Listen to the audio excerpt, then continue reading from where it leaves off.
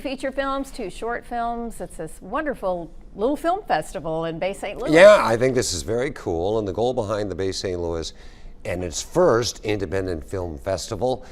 To tell us all about it, we have Steve Mims here in the studio with us. And Steve, you have 2 terrific films. Of course, the great Robert Altman.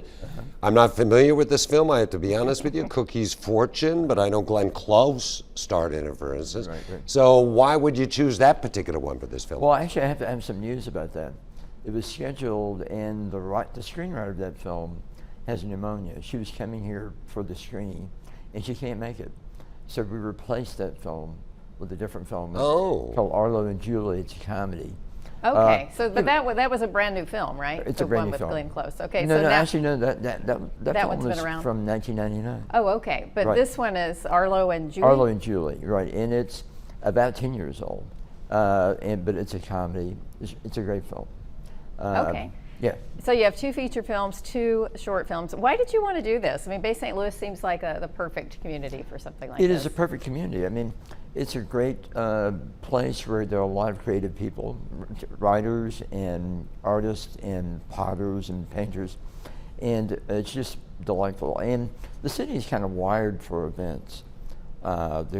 Things happen all the time, and I always felt that there's a place for that, for film, and also to cultivate a film community there.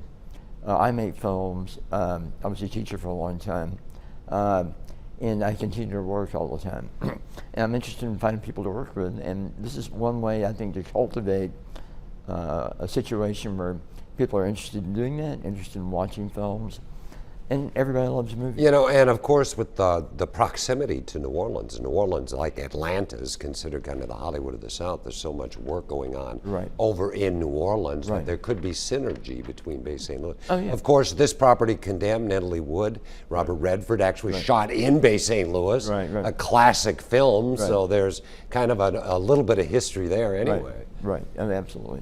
Now, as far as the short films, where are those from? The one is from Hattiesburg. Okay. It's made by a guy named Ben Smith. It's a little documentary about a sculptor.